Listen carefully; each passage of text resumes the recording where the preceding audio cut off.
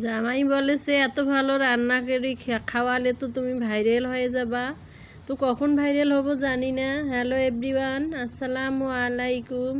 আশা করি আপনারা ভালো আছেন, আমিও আল্লাহর রহমতে ভালোই আছি।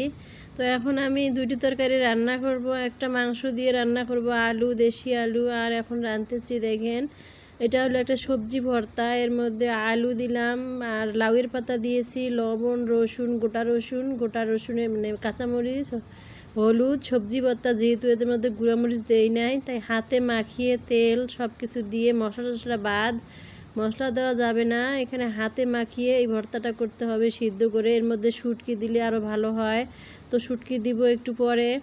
তা আগে করি নেই, মানে একটু কমায় নেই, তাই শুটকিটা একটু পরে দিব। শুটকিটা ভেজে রেখেছি আর দেখেন একটু ঝোলটা কমে গেল, সিদ্ধ হয়ে গেছে আলু।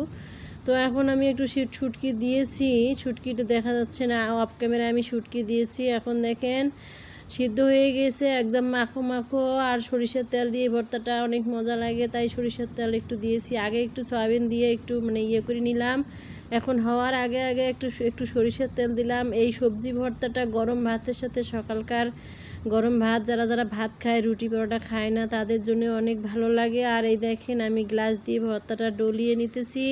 তো এইভাবে ডলিয়ে ভর্তাটা নিলে, ভর্তাটা মেখে গরম ভাতের সাথে খেলে অনেক ভালো লাগে আর শরীরের জন্য অনেক পুষ্টিকর। কারণ এখানে অনেক প্রকার সবজি আছে, আলু আছে, শাক আছে, শুটকি আছে, কাঁচামরিচ, ধনিয়া, সব কিছু, ধনেপাতাও আছে। তো আমি এখন দেখেন ভর্তাটা উঠায় নিতেছি। অনেক ভালো লাগে এই ভর্তাটা, আপনারা একবার খেয়ে দেখেন, না খেলে বুঝতে পারবেন না। যে কোনো জিনিস না খেলে, না দেখলে বুঝতে পারবেন না, শুধু মানে করবেন। তো দেখেন আমি আবার যে আলু করতেছি, কুরবানির মাংস ছিল, তাই ছোটো ছোটো করে আমি কাবাব বানাবো মনে করি মানে করছিলাম। তো আজকে বৃষ্টির দিন, প্রচণ্ড বৃষ্টি, তো বাইরে যেতে পারতেছি না। তো আর এখন কাবাব পরে বানাবো টাটকা মাংস দিয়ে। তাই আমি এখন দেখেন দেশি বগুড়াই আলু, তাই সিদ্ধ করে ছিলিয়ে নিলাম। গোটা গোটা আলু, কোনো ভাঙি নাই। এইরকম করে আলু রান্না করলে অনেক ভালো লাগে। তো আমার মা চাষিদের দেখতাম দেশে আমাদের এরকম আলু আবাদ করে আবার মানে চাং করে রেখে দিত, বছরে বছরে খেত, অনেক ভালো লাগতো। আর এই দেশি আলুটা কখনো ভাঙে না, আস্তে আস্তেই থাকে। তো দেখেন মাংসটা ধুয়ে আমি উঠায় রেখেছি। আর মশলাগুলো, যেহেতু কুরবানির মাংস, মশলাগুলো আমি কষিয়ে নিলাম।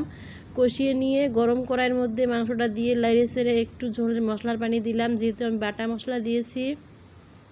তাই বাটা মশলাটা দেওয়ার পরে একটু দেখেন মশলাটার পানিটা এখানে দিয়েছি। এখন মাংসটা সিদ্ধ হয়ে গেছে, যেহেতু ছোটো ছোটো মাংস, তাই এখন সিদ্ধ হয়ে গিয়েছে। ভালো করে কষিয়ে নিলাম। এখন আমি আলুগুলো ভালো করে দিলাম, যে আলুগুলোও একটু কষানো হোক, যেহেতু সিদ্ধ আলু।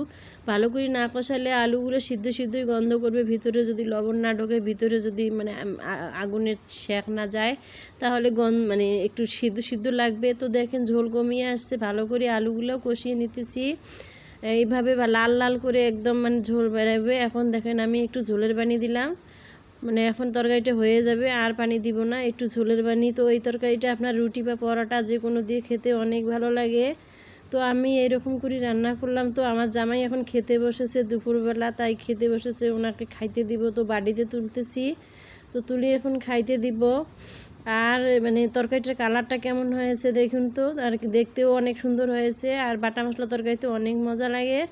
তো আপনারা যারা যারা এই তরকারিটা পছন্দ হয়েছে, দেখে যদি পছন্দ হয়ে থাকে, আমাকে একটা লাইক কমেন্ট শেয়ার করবেন। আর দেখুন আমার হাজব্যান্ড খেতে বসেছে। আর অন্যদিকে দেখেন বৃষ্টি, আমাদের এই এলাকায় অনেক বৃষ্টি হচ্ছে। তো কার কার এরকম বৃষ্টি হচ্ছে? আল্লাহ হাফেজ।